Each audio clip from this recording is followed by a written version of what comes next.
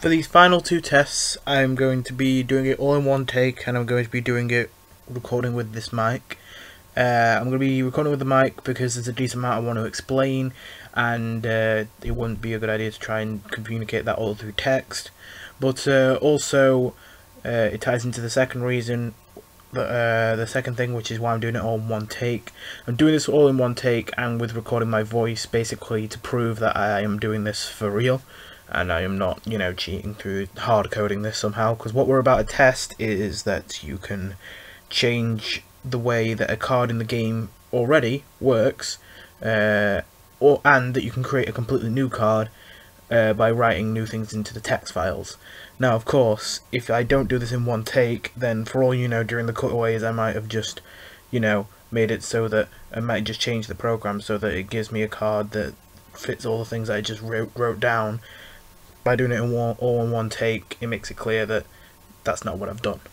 Anyway, the one thing you will have to bear with me on, though, is that I am recording this on a rather old laptop. The mouse pad is broken pretty badly, and that means that the mouse will constantly click when I am not pressing it down, so you'll have to bear with me. Anyway, hopefully it won't get too much in the way, though. The card we're looking to change is Tide Knight.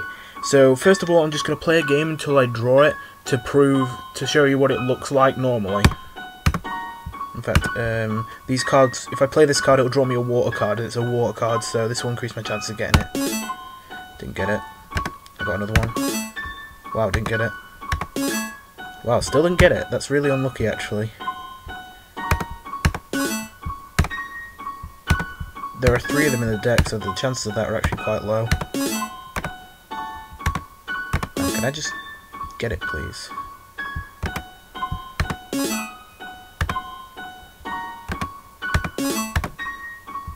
Are you serious?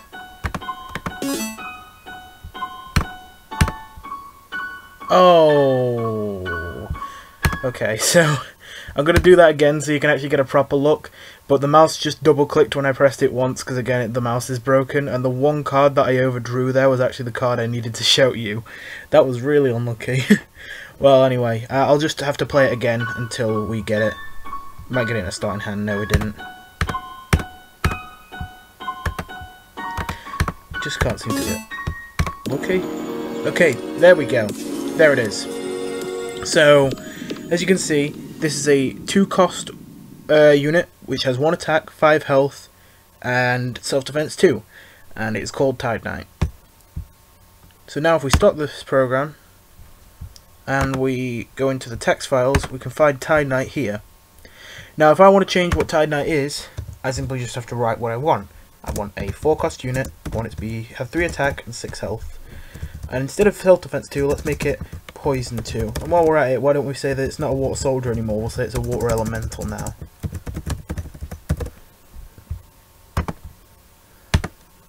Consequently, actually, I can't test this out because it would take too long and it would be based on random chance because there are a lot of elementals in the game, but theoretically me putting it here means that Mage of the Elements, which adds random elementals to your hand, would actually be able to get it when it couldn't before.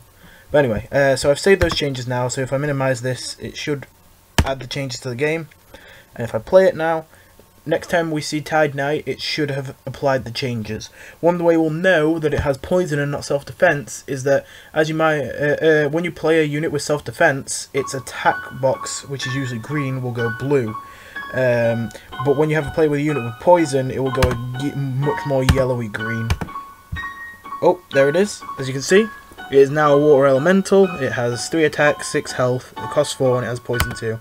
And if we play this, sure enough, the attack box is a different colour to indicate...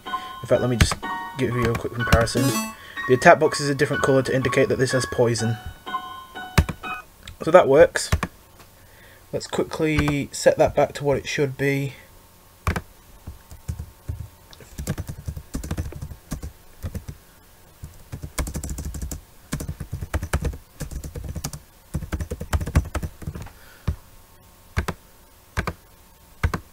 Now here's going to be the one that's a bit more difficult, and that's creating an entirely new card.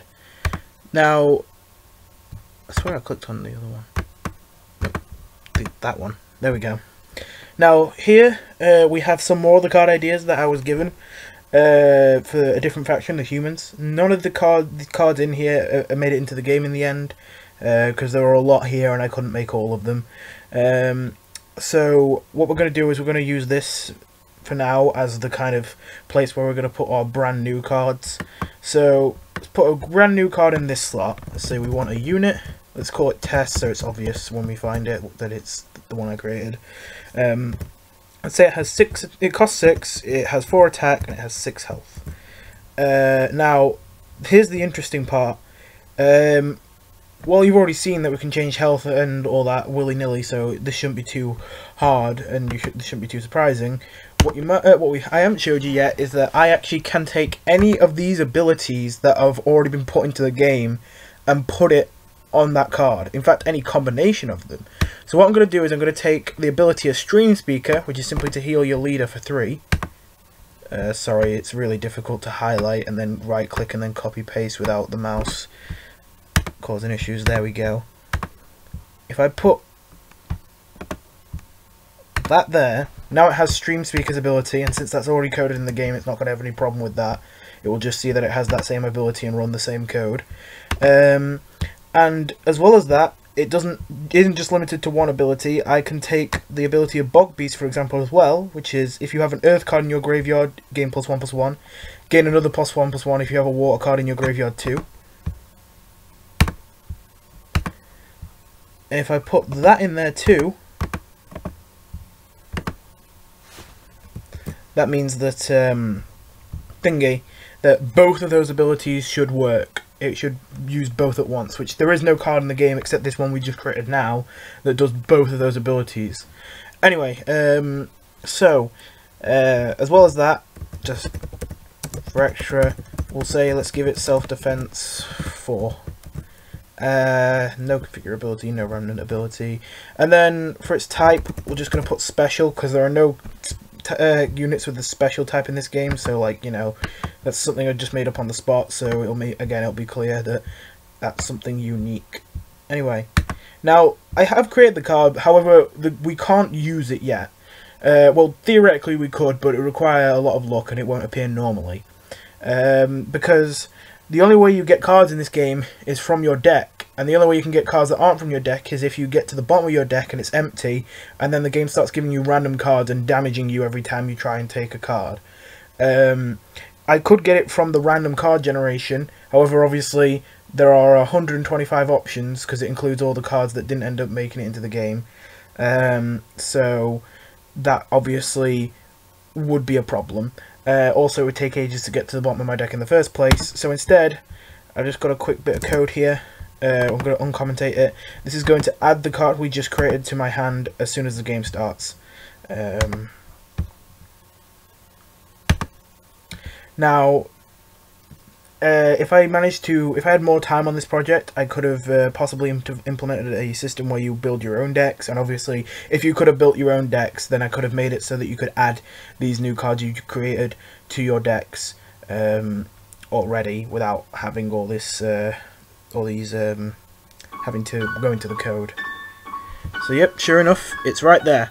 Now we're not going to play it straight away, because although we will just quickly point out that the name is right, the attack, health and cost is right, the type is right, and the text that appears here does match the text in the text files. However, we are also going to have to check if it works. So what I'm going to do is, I'm going to wait a second because we want to check both the healing ability and the bog beast ability, which means that we need to have an earth card and a water card in our graveyard, and currently there's nothing in there. So first of all, let's play Turn the Tides, because this is a water spell, and if I play it, it's going to go to our graveyard. So now we have a water card in my graveyard, but we also need to get an earth card. So we're going to play this earth unit. Oh, sorry, I don't have enough power. Oh, this one's smaller, so that's better. Hopefully they'll try and kill it. Oh no, they put it over there. That's fine. If I attack into this, there we go. So now we have both an earth card and a water card in my graveyard. Now I can play this, and it should get +2 attack and +2 health, making it have 6 attack and 8 health. As you can see, my health went up by 3, so yes, it did heal me for 3, and sure enough, this became 6 attack and 8 health, meaning that the ability did trigger. Both abilities triggered, and you can tell that it's self-defense by the blue attack box. So, that was fully functional. So there you go. You can both add new cards to the game as long as you're not using any abilities that are brand new. Like, I couldn't just type a card that says swap your board with your opponent's board on the spot and have that work instantly, because of course there's no ability in the game that does anything like that yet, so it wouldn't work. But any card that uses an ability already in the game, or a combination of abilities already in the game, would work fine. In fact, for a lot of cases where the abilities have certain numbers associated with them, you can even put numbers into them that are never seen before. For example, stuff like you know, Turn the Tides. Actually blue. But you saw with stuff like the self-defense and the armor, you can put in any number you want and it will work. Anyway, that concludes this test.